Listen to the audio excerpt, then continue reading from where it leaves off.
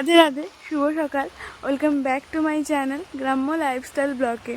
তোমরা সবাই কেমন আছো? আশা করি সবাই ভালো আছো। তোমাদের আশীর্বাদে আমিও খুব ভালো আছি। তো তোমাদেরকে আমি একটা জিনিস দেখাচ্ছি, তো চলো তোমরাও সাথে থেকো। আর এখন ভোর 5টা বাজে, আর তোমরা আবহাওয়াটা দেখেও বুঝতে পারবে। আর দেখো কত সুন্দর লাগছে। আর তোমরা কারা কারা ভোর 5টার সময় ওঠো প্লিজ কমেন্টে জানিও।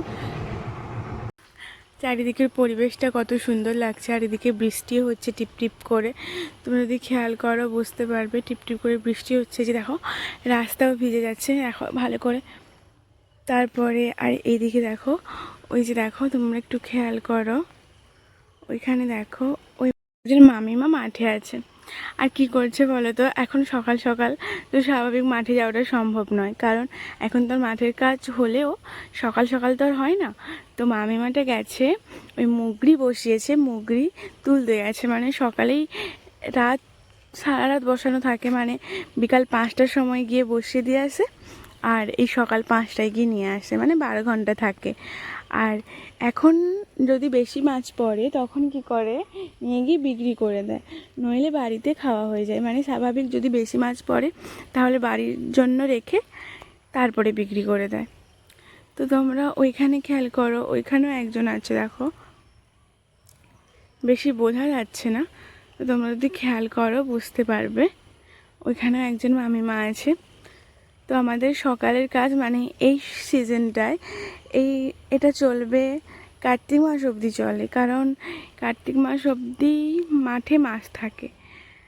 আর পরে মাছ থাকে না, তখন তো মাছ শুকনো হতে থাকে। আর যতদিন মাঠে জল থাকে ততদিনই মাছ থাকে।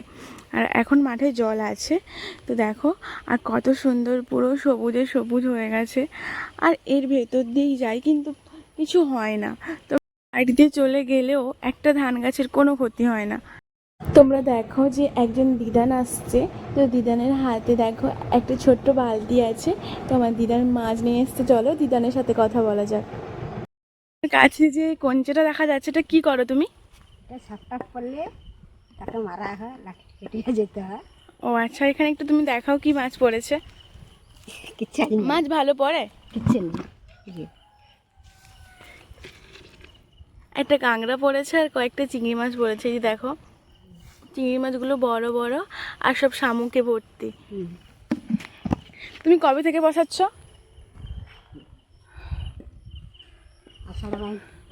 আষাঢ় মাস থেকে। ও দেখো যে দাদু আসছে আর মামিমা আসছে। মাছ কি পড়েছে? কিচ্ছু নেই, দেখি কিচ্ছু এই যে দেখো মাছ নেই। এই যে দেখো এই দিকটাই দেখো, শুধুই শামুকে ভর্তি, আর মাছ বলতে তেমন একটা মাছ নেই। কিন্তু যে কটা মাছ আছে কিন্তু বড় বড় মাছ, চিংড়ি মাছ। তোমার হাতে কঞ্চাটা তুমি কি করো? ধান বাড়ে গড়িয়া পড়ি বলে ও পড়ে যাও বলে এটা রাখো সাথে? ও আচ্ছা, তুমি এত হাসছো কেন? হ্যাঁ মানে মাছ নেই আনন্দ হচ্ছে। আর দেখো প্রাকৃতিক জিনিস কত সুন্দর। এইদিকে দেখো পাখি উড়ে চলে যাচ্ছে। আর এদিকে দেখো আমার ওইদিকে দিদান দাঁড়িয়ে আছে। সকাল সকাল কি করতে এসছো? হ্যাঁ কিসের জন্য? পায়ের ব্যথা। ও আচ্ছা, আর তুমি তো মুগরি বসাও না? না না, যে কয়েকদিন ধরে বসাচ্ছিল সেটা কি করলে? সেটা এক সপ্তাহ মতো বসতেছিলি, তারপরে আর পাচ্ছিনি। ডাক্তার কি দেখাওনি আগের থেকে? এখন শরীর কেমন? একটুকু হালকা হয়েছে, ডাক্তার দেখাই। হ্যাঁ ভালো আছে, একটুকু হাঁটাহাঁটি করি, ব্যায়াম করি, আর যা হোক ডাক্তার দেখাই। আর তোমরা এইদিকে একটা লক্ষ্য দেখো, এদিকে আমার মামিমার তাল কুড়োচ্ছে। যে দেখো তালটা কিন্তু খুব সুন্দর আছে, তালটা যে কুড়িয়েছে। আর তালটা কিন্তু একেবারে পুরো ফ্রেশ তাল, গাছ থেকে পড়েছে। এই যে দেখো তোমরা বুঝতে পারবে। তালটা বড় অনেকটারই, গাছের তাল না খুব মিষ্টি হয়। আর নেই এই সিজনে গাছের তাল এখন আর নেই, তো পরপর গাছ থেকে আর মানে এখন তো আর স্বাভাবিক গাছে তাল থাকে না। তোমরা খেয়াল করো গাছে আর তাল নেই। তো এই পুকুরটায় তাল পড়েছিল, এখনও তাল পড়ে আছে। এই যে দেখো এখনও তাল পড়ে আছে। তো আমার মামিমা একটা ভালো তাল দেখে কুড়িয়েছে। যেন চলো আমি মামিমা কুড়িয়েছে, মামিমাকেই জিজ্ঞাসা করি যে কি করবে। তুমি তালটা কি করবে? পিঠা বানাবো। কি পিঠা করবে তুমি? তালের গুলগুলো। মানে তালের বড়া করবে? হ্যাঁ, তালের গুলো। আর তো তাল নেই, তো কি করবে এখন যদি তাল না পেতে? আর নাই, এটা হইতো না। না পেলে হতো না। আচ্ছা, আর তো তাল নেই, তাহলে আর হবে না? না, এইটাই শেষ। এটাই লাস্ট বার হচ্ছে তো? অনেকবার হয়েছে বাড়িতে? না, কতবার মতন? হ্যাঁ 5-6 বার। 5-6 বার হয়ে গেছে? 5-6 বার হয়ে তো গেছে। এবার তো আর খাওয়া হবে না, কারণ আর গাছে তো আর তাল নেই। হুম। এতক্ষণ তোমরা দেখলে মাছ কীভাবে ধরে আনা হয়, এবার তোমরা দেখবে যে মাছ কোথায় বিক্রি করা হয়। এই যে দাদু দেখছো, এই যে মামা নিয়ে এসে মাছগুলো দিয়ে দিল, এই দাদুর কাছে বিক্রি করবে। আবার এই দাদু গিয়ে বড় বড় মাছ ব্যবসাদেরকে দিয়ে দেবে, আবার তারা আবার বিক্রি করবে। মানে এর থেকে অনেক কিছু হতে থাকে। তো তোমরা বুঝতে পারবে, কারণ আমরা গিয়ে মাছ কিনে আনি দোকান থেকে, বাজার থেকে। তো ওখান থেকেই আমরা এত সুন্দর সুন্দর চিংড়ি মাছ কিনে আনি। তো তোমরা দেখো মাছগুলো কত সুন্দর লাগছে দেখতে, পুরো ফ্রেশ এবং তাজা মাছ, মানে এখনও মাছগুলো লাফাচ্ছে। আর এই যে পাল্লা পাইপটা তোমরা দেখো কত সুন্দর, এটা হচ্ছে জালের। তো বাড়িতেই বানানো, এই দাদুই বানিয়েছি। কারণ আমরা বাজার থেকে যে পাল্লা পাইপ কিনে আনি, ওটাতে যদি মাপা হয় তখন জল জমে থাকে, জল সহ মাপা হয়ে যায়। নইলে এটাই যদি কম মাপা হয় তখন জলটা বেরিয়ে যায়। আর এই যে দেখো, ওটা ছিল বড় চিংড়ি মাছ আর এখন দিয়েছে ছোট চিংড়ি মাছ। তো দুটোরই দাম আছে, এটার কম আর বড় চিংড়িটার দাম বেশি। তো তোমরা, আমি জানি এখনও লাইক করোনি, তো প্লিজ প্লিজ লাইক করে দিও। আর আমি দাদুকেই জিজ্ঞাসা করব। আর এইদিকে দেখো মাছের কত সুন্দর দেখতে লাগছে মাছগুলো। এই যে দেখো পুরো ফ্রেশ তাজা। চলো দাদুকেই জিজ্ঞাসা করি যে মাছের দাম কত করে। তো মাছ কত করে? 500 টাকা। 500 টাকা করে কেজি? আর কোথায় নিয়ে যাও এগুলো? হাওড়া। তো নিয়ে নেয়, যাওয়ার সঙ্গে সঙ্গে কি নিয়ে নেয়? যে তোমাদের গ্রামে মুগরি বসিয়ে তারপরে মাছ ধরে আবার বিক্রি করে দেওয়া, মানে বাড়িতেও খাওয়া হয়, তার বাদ বাকি বিক্রিও করা হয়। তোমাদের এই ব্যাপারটা কেমন লাগে কি বলো তো? গ্রামের লোক এতটাও বড় লোক নয়, তার জন্য সব দিকটা দেখতে হবে। যখন একটু বেশি মাছ পড়লো তখন বিক্রি করে দেয়, আর বাড়িতে একটু রেখে, মানে খাওয়ার মতন রেখে তারপরে বিক্রি করে দেয়।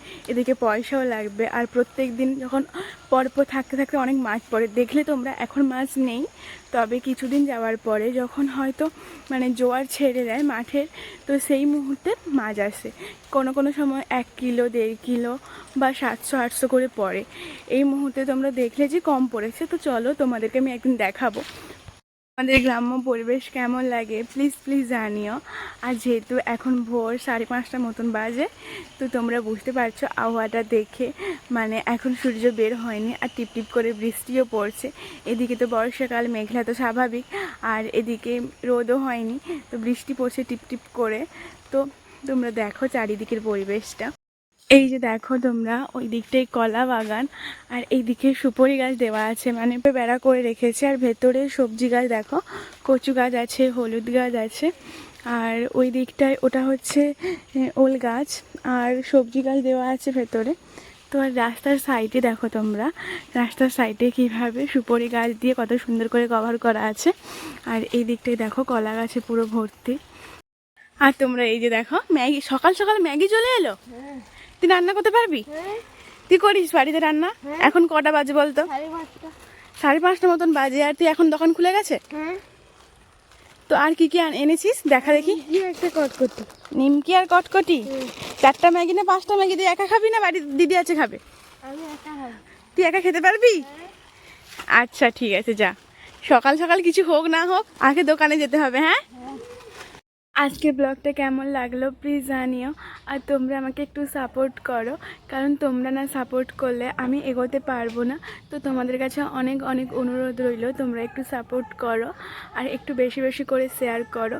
চ্যানেলে যদি নতুন হয়ে থাকো চ্যানেলটা সাবস্ক্রাইব করে দিয়ে আমার পাশে থেকো, আর একটা ছোট্ট লাইক করে দিও। আজ এই পর্যন্ত, দেখা হচ্ছে পরের ব্লগে। তোমরা সবাই ভালো থেকো, আর ব্লগটা যদি ভালো লাগে একটা লাইক করে দিও। টাটা, রাধে রাধে।